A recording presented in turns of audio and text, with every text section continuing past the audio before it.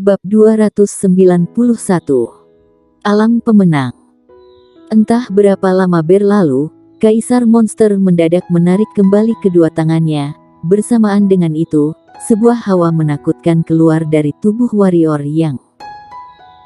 Kaisar Monster tersenyum datar, lalu mengayunkan tangan secara perlahan. Hawa menakutkan itu sontak menghilang di udara. Melihat warrior yang masih memejamkan kedua mata dengan rapat, terlintas ekspresi kaget dalam mata Kaisar Monster. Karena dia menyadari, sebelumnya dirinya telah terlalu rendah menilai bakat dan kemampuan warrior Yang.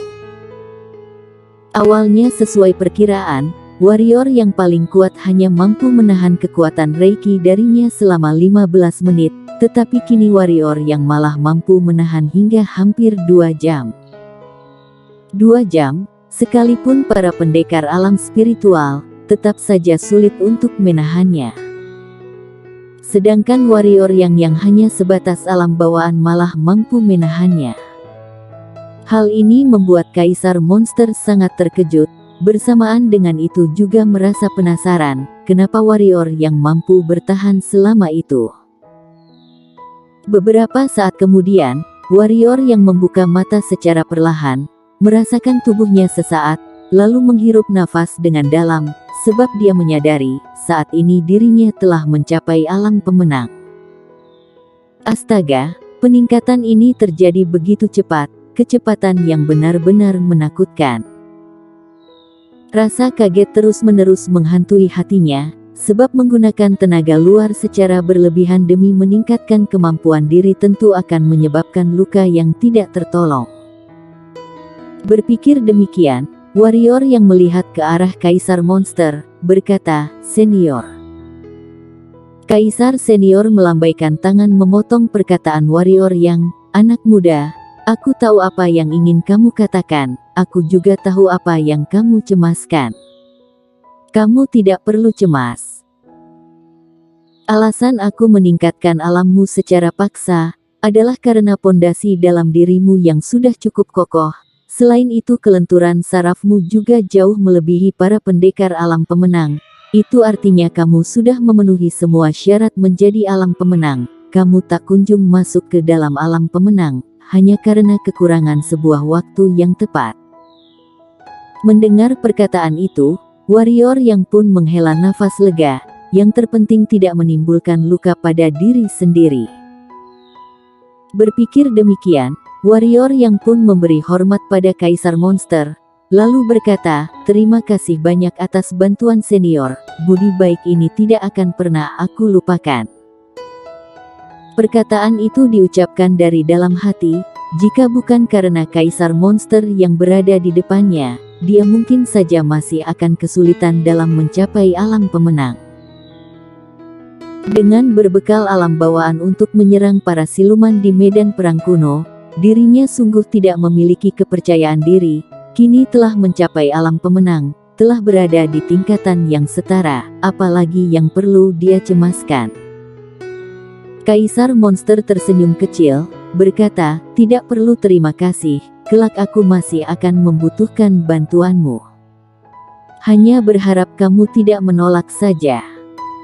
"Entah bantuan seperti apa yang senior butuhkan dari seorang junior sepertiku," kata warrior yang dengan heran, karena Kaisar Monster yang berada di depannya memiliki kemampuan luar biasa, bisa-bisanya memerlukan bantuan dari dirinya. Ini sungguh membuat warrior yang kebingungan. "Tiba saatnya nanti kamu akan tahu." Kaisar Monster tertawa, lalu berkata serius, "Aku tahu sifatmu sangat angkuh, juga keras kepala, tetapi saat perjalanan ke medan perang kali ini, setibanya di kota kuno, ingat jangan pernah membuat keributan, terutama mencari masalah dengan penegak hukum di sana. Ingat baik-baik, ingat baik-baik." Mendengar pesan itu, warrior yang pun bersikap serius. Seperti apa sesungguhnya penegak hukum yang mampu membuat Kaisar Monster begitu takut dan waspada? Warrior yang terdiam sejenak, lalu bertanya, "Senior, sebenarnya apa yang dimaksud penegak hukum di sana? Dan Seperti apakah kota kuno yang dimaksud? Bahkan kota kuno pun kamu tidak tahu, malah berani menuju ke medan perang sendiri. Kaisar Monster tertawa sambil menggelengkan kepala, lalu berkata, kota kuno adalah satu-satunya kota yang berada di tengah medan perang. Setelah keluar dari negara monster hitam, berjarak 50 km dari medan perang adalah kota kuno. Kota tua itu juga menjadi jalur yang harus dilewati saat menuju Menara Naga. Oleh karena itu, para pendekar hebat yang datang untuk berebut keberuntungan akan memilih untuk menetap sementara di sana, sambil menunggu dibukanya Menara Naga. Itu berarti, di dalam kurun waktu itu, akan muncul semua pendekar-pendekar hitam di sana. Para pendekar hitam akan muncul di sana. Warrior yang mengerutkan kening, lanjut berkata, jika begitu bukankah kota kuno akan sangat ramai dan berantakan? Berantakan. Kaisar Monster menggelengkan kepala, berkata, tidak akan berantakan.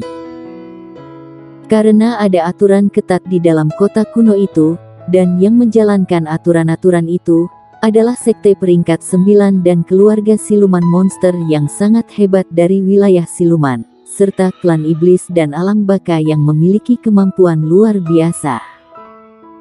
Di depan para pemegang kekuasaan itu, tidak seorang pun berani mengacaukan situasi di sana. Sekte peringkat 9. Warrior yang mengerutkan kening, senior, sekte-sekte itu pun ada tingkatannya. Tentu saja. Kaisar Monster menjawab, selain wilayah selatan, beberapa partai lainnya terbagi dari tingkatan-tingkatan yang berbeda. Jika kamu tidak tahu apa arti sekte peringkat 9, begini saja, partai terkuat di wilayah selatan adalah Partai Yuan. Jika dibawa ke dalam daerah itu, dia bahkan hanya pantas dinilai sebagai peringkat ketiga, atau bahkan tidak sampai. Mendengar penjelasan itu, hati warrior yang sangat terguncang. Partai-partai ajaran tingkat 9 itu sungguh belum pernah dia temui, namun Partai Yuan pernah dia jumpai.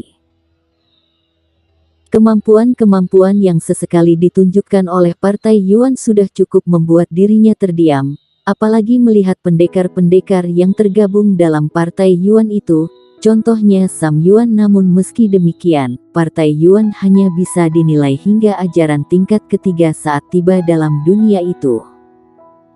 Lalu sekuat apakah kemampuan yang dimiliki oleh sekte peringkat 9 yang dimaksud? Dunia ini sungguh besar.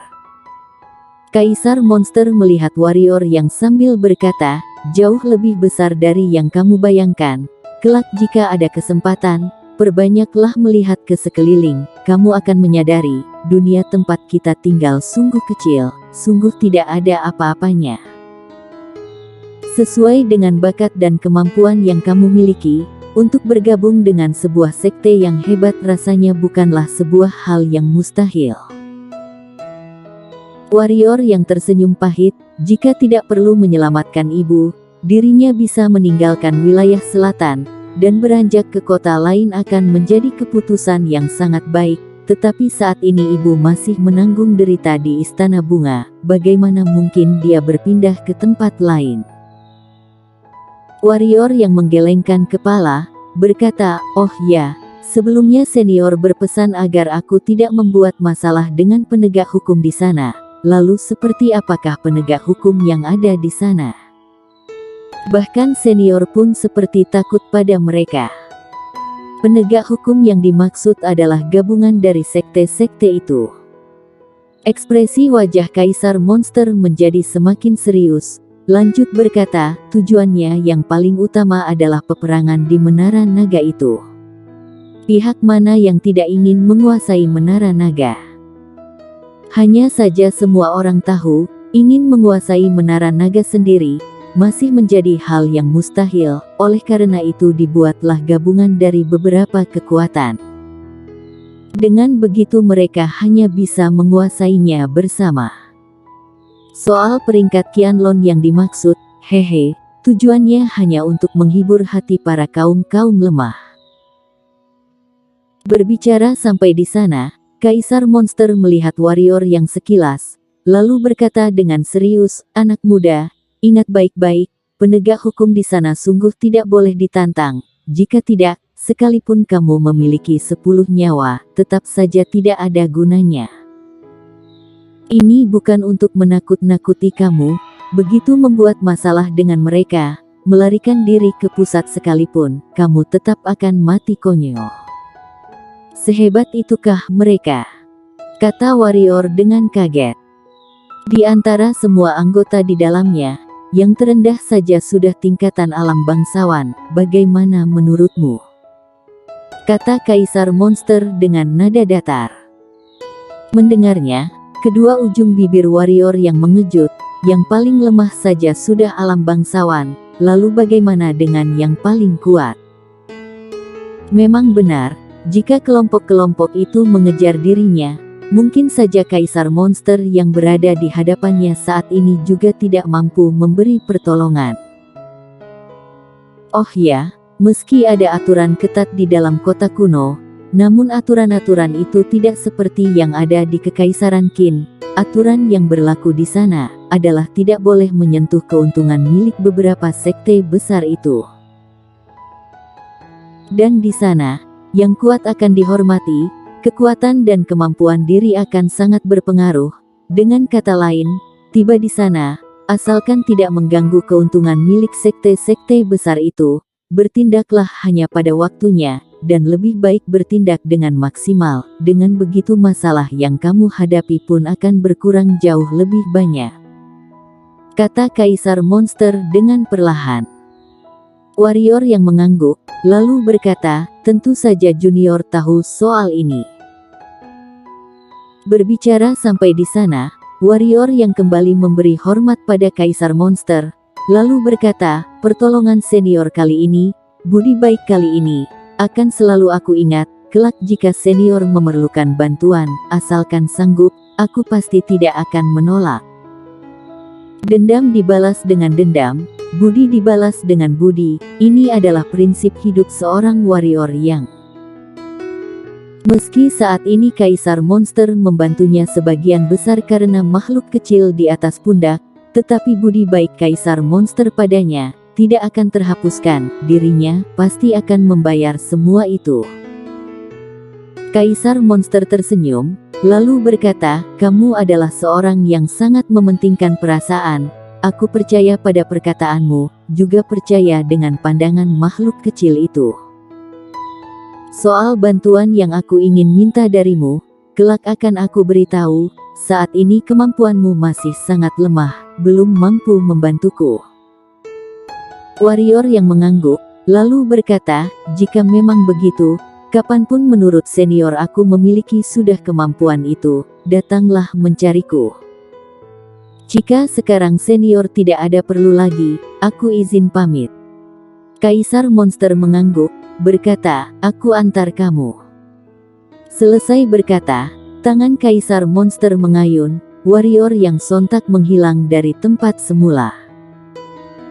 Di tempat warrior yang menghilang, Kaisar Monster terdiam sesaat, setelah itu tersenyum berkata, Kaisar Si, kelak kalian pasti akan menyesal karena telah melepaskan anak muda ini." Seseorang yang pantas dikejar oleh seekor macan tutul purba, bersamaan dengan itu juga merupakan macan tutul yang sangat langka dijumpai. Mungkinkah dia hanya seorang manusia biasa? Kecemerlangan niat pedang. Hehe, dibandingkan dengan kemisteriusan dalam diri orang itu, apalah arti sebuah kecemerlangan niat pedang? Selesai berkata, Kaisar Monster tertawa lepas, lalu berbalik badan, menghilang di tempat. Entah berapa lama berlalu, warrior yang tersadar, lalu menggelengkan kepala, kedua mata terbuka perlahan, saat melihat pemandangan di depan mata, dia benar-benar terkejut. Yang berada di depan matanya adalah sebuah kota raksasa yang sangat besar dan megah. Apa alasan disebut sebagai kota raksasa? Karena dinding pembatas kota itu setidaknya memiliki tinggi melebihi ratusan meter. Soal lebarnya, Yang pasti sesuai dengan kemampuan mata alam pemenang saat ini, dia tidak mampu melihat ujung dari tembok itu. Kota kuno itu bisa disebut sebagai kota paling besar dan megah yang pernah warrior yang jumpa, bahkan kota kekaisaran milik Kekaisaran Qin pun tidak mampu menyainginya.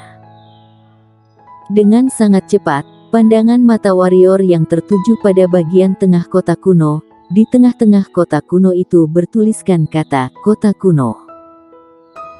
Hehe, datang lagi seorang anggota baru, mari kita lihat, di antara keempat pintu gerbang mana yang akan dia ambil, gerbang bagi manusia, atau malah gerbang bagi anjing.